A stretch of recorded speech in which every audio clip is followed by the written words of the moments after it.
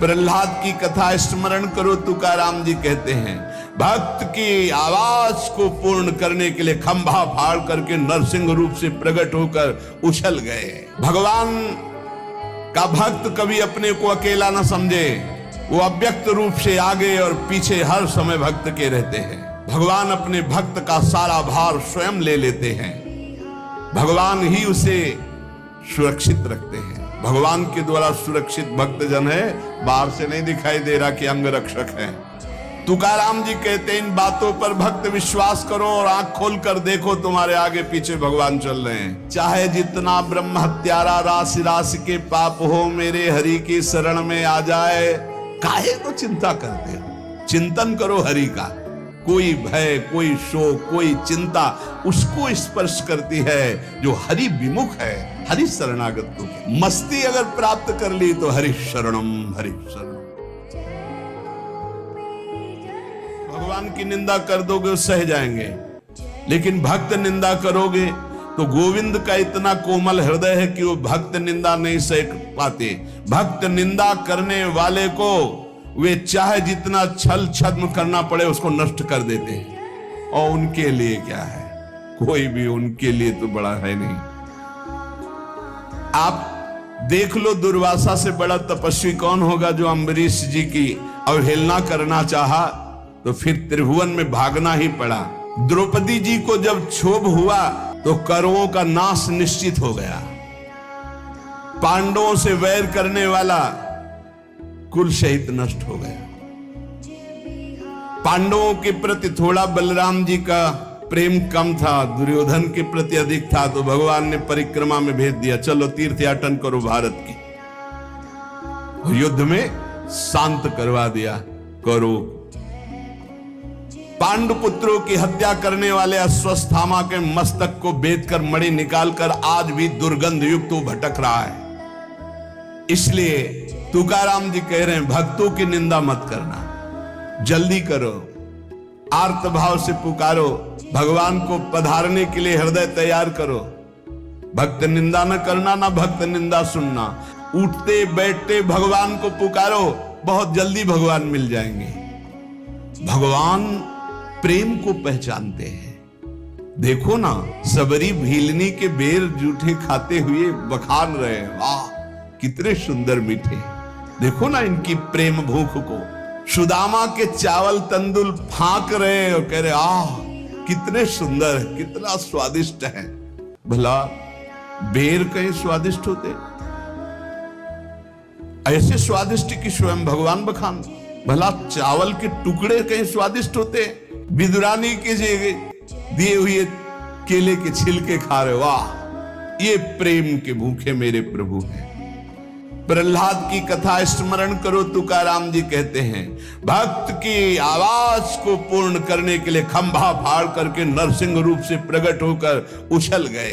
दीन दुखी पीड़ित संसारियों के ये तरफदार हैं भगवान। जो भगवान को पुकारता है, भगवान को भजता है, उसके तरफदार है। भगवान का भक्त कभी अपने को अकेला न समझे, वो अव्यक्त रूप से आगे और पीछे हर समय भक्त के रहते हैं। कोई उनका प्रहार आघात के द्वारा हानि पहुंचाना चाहे उसको नष्ट कर देते हैं भगवान।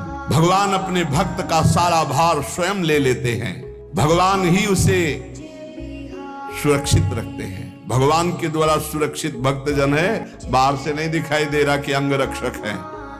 तुकाराम जी कहते हैं इन बातों पर भक्त विश्वास करो और आंख खोल कर देखो, तुम्हारे आगे पीछे भगवान चल रहे हैं। तुकाराम जी कहते हैं ये जिसे अपनाते हैं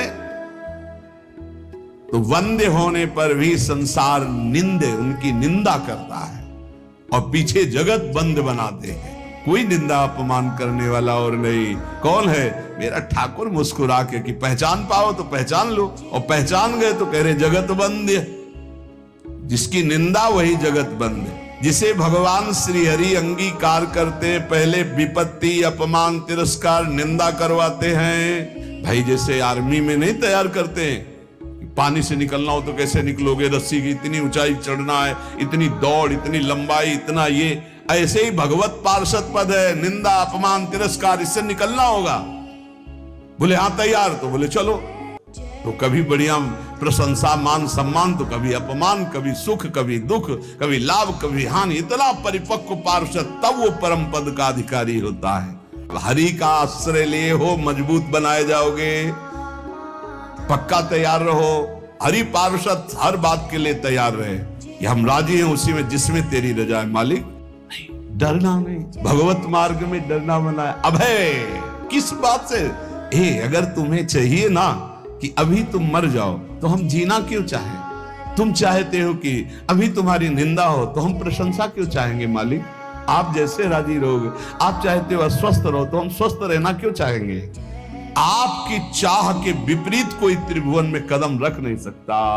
हमारी वाणी से आप ही बोलते हो, हमारे कदम आपके ही शक्ति से चलते हैं, हम आपकी ही दृष्टि से दिखाए देख रहे। हमारा अस्तित्व क्या है? हमारा तन मन प्राण सब कुछ आपका है। अब नाथ जैसा खेल खेलो। भक्त को चाहिए कि तैयारी कर ले। तुकाराम जी कहते हैं अजामिल में कौन सा गुण रह गया था पर भगवत प्राप्ति हुई। भिलनी कौन सी कुलवान और विद्वान थी पर भगवान का दुलार प्राप्त हुआ। चाहे जितना ब्रह्म हत्यारा राशि राशि के पाप हो, मेरे हरि की शरण में आ जाए तो महर्षि बन जाएगा, ब्रह्म ऋषि बन जाएगा। इसलिए कुल का, जाति का, वर्ण का, रूप का, विद्या का, तपस्या का कोई न कोई अहंकार रहता है। इन अहंकारों का मर्दन करके भगवान निर्मल बना देते हैं। काहे को चिंता करते हो? चिंतन करो हरि का। कोई भय, कोई शोक, कोई चिंता उसको स्पर्श करती है जो हरि विमुख है, हरि शरणागत को। हम राजी हैं जब उसी में जिसमें तेरी रजा है। इसलिए बहुत सावधानी पूर्वक अजामिल, शबरी, गीध, कितने ऐसे उदाहरण भगवान ने कहां कहां से इनको उत्तम पदवी प्रदान की, परम पद प्रदान किया। मस्ती अगर प्राप्त कर ली तो हरि शरणम हरि शरणम हरि। ये केवल प्रवचन का विषय थोड़ी, जो भगवान की शरण में हिम्मत नहीं कि बाल बाका कर ले और मेरे मालिक की इच्छा है तो सभा में गड़ासे से कटवा दिया। क्यों? क्योंकि अंतिम निर्णय है, भगवान का अंतिम निर्णय है। देखो पूज्य पाद में आओ, देखो श्री मग्नानंद सरस्वती जी, अंतिम निर्णय है। अजय अमोघ शक्ति संपन्न भीष्म जी को 6 महीना बाणों की सैया पर, मालिक का विधान सर आंखों पर वो खेल करता है और हम उसके जमूरे हैं। जैसा इशारा होगा वैसे खेल खेल रहा है। वो बोले हमसे ताल ठोको तो ताल ठोक देंगे, बोले हमारे आगे घुटने टेको तो घुटने टेक देंगे। हमारे लिए ताल ठोकना और घुटने टेकना दोनों बराबर है, क्योंकि हम आपके लिए है ना। तुम जो चाहते हो उसे कोई मिटा दे ऐसा कोई पैदा नहीं हुआ। बस हमको ये बात ध्यान रखनी हम सबको कि अगर मेरे स्वामी मुझे दुख में रखना चाहते हैं तो ऐसे सुख को आग लगे।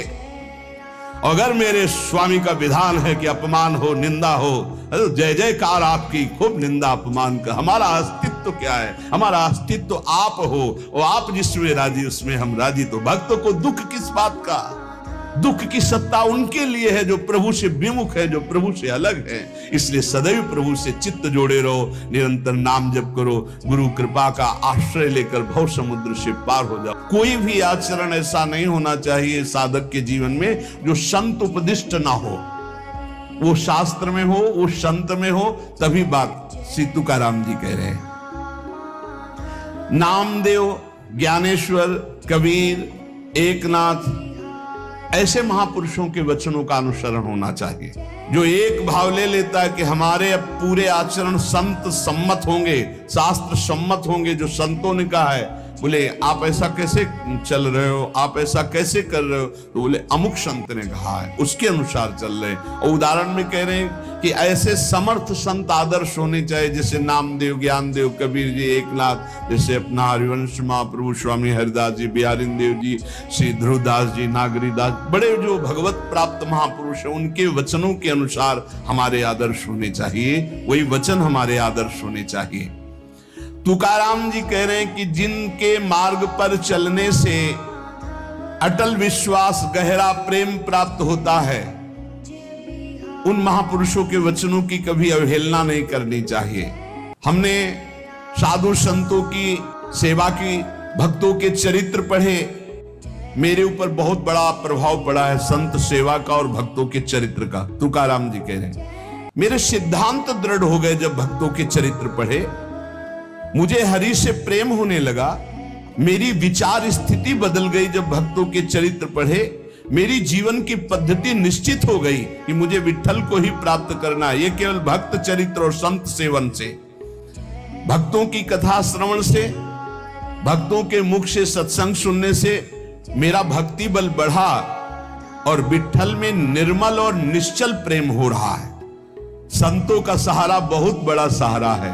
ये संतों के मुख से निकली हुई भगवद वार्ता कामधेनु है, इष्ट काम को पूर्ण करने वाली है, भगवत प्रेम आनंद बढ़ाने वाली है, सन्मार्ग दिखाने वाली है, भगवत प्राप्ति का निश्चय कराने वाली है, सही आचरणों का सिद्धांत देने वाली है। जो संतों के मुख से निकली हुई चर्चा है, तुकाराम जी कहते हैं, इससे इष्ट भाव पुष्ट हुआ, शीलवान हुए, साक्षात्कार करने की लालसा बढ़ी, धर्मी और नीति इनमें हमारे जीवन में बहुत लाभ प्राप्त